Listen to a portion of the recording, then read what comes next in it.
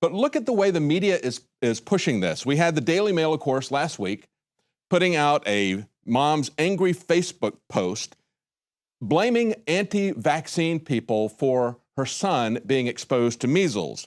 They said that her son, this is the way the Daily Mail put it, her son's life was hanging in the balance from measles. Yet the reality, something a little bit different. Let's play that clip.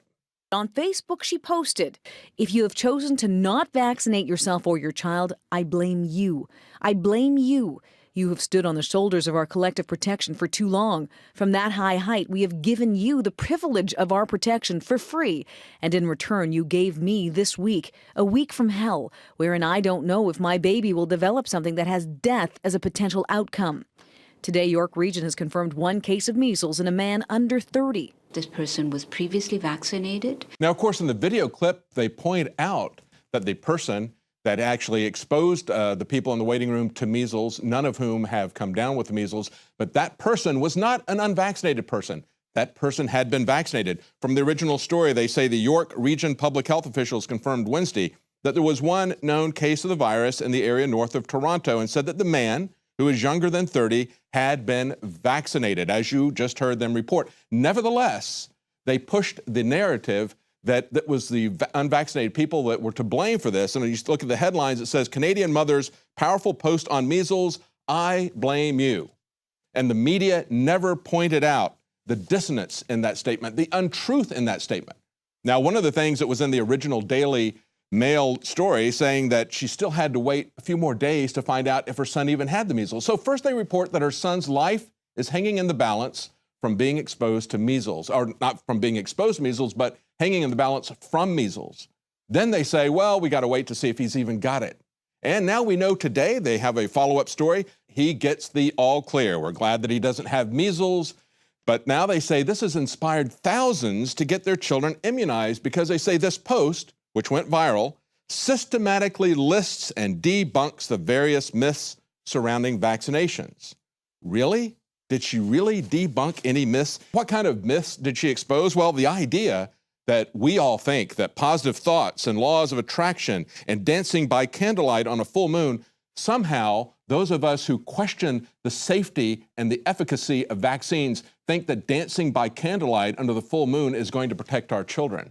No, that's a really dangerous straw man argument. It's obviously absurd. That's not what we believe. Yet what she believes is the power of the collective to dictate to you what you should do in your private life. She says, "You have stood on the shoulders of our collective protection for too long." It's a privilege, she says. A privilege, of course, not an individual fundamental right to have informed consent, because we are thinking individuals who need to have that as a protection against the kind of medical tyranny that we saw in Nazi Germany, for example. But she also goes on to say that she is protecting us by being a concerned world citizen, as all these others who get their vaccines. Well, there's a lot of nonsense in that post, and of course, she doesn't give any reasons for why she believes vaccines are safe. She doesn't point to any studies, because there's a lot of studies that haven't been done looking at both the effectiveness and the safety of vaccines. She doesn't have any studies to point to. Nevertheless, she says, you're not endangered because science. That's it. That's the refutation. Just putting science in uppercase. Well, it turns out there's some concerned moms on the other side. And the way they put it was this. They did some research on who this lady is, and they said, this is compiled by a dedicated group of moms who are done being shamed for not poisoning our children with vaccines. What they did was they looked at her connections just by examining her Facebook accounts. It's amazing what you can find out about people with Facebook and a little bit of searching. What they found out was that her father is actually a managing partner of a partnership run by RBC, the bank. They have stock in a company called Chorus Pharma, which actually sells vaccines. Furthermore, she's got a lot of friends on Facebook who are part of the pharmaceutical industry. So she's not exactly simply a mom. She's somebody that has financial interests in her family in the pharmaceutical industry. As one of her Facebook friends, Edward Stowe, said, seconded heavily and with severe prejudice. Jen, may I share this on my LinkedIn feed amongst my pharma industry peers? There you go. With severe prejudice, he agrees with her, and that's the point.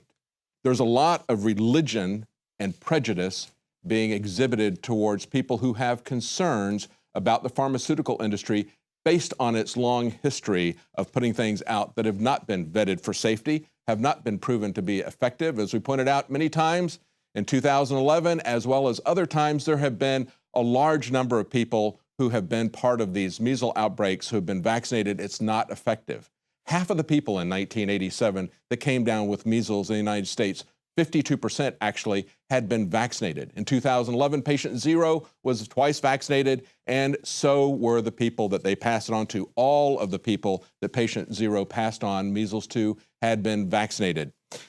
Now we see, however, that the FAA has come up with another novel approach. It's not just naming, shaming, and blaming unvaccinated people for measles, saying that we're going to kill everyone when measles hasn't killed anyone for the last 10 years. However, the measles vaccinations have.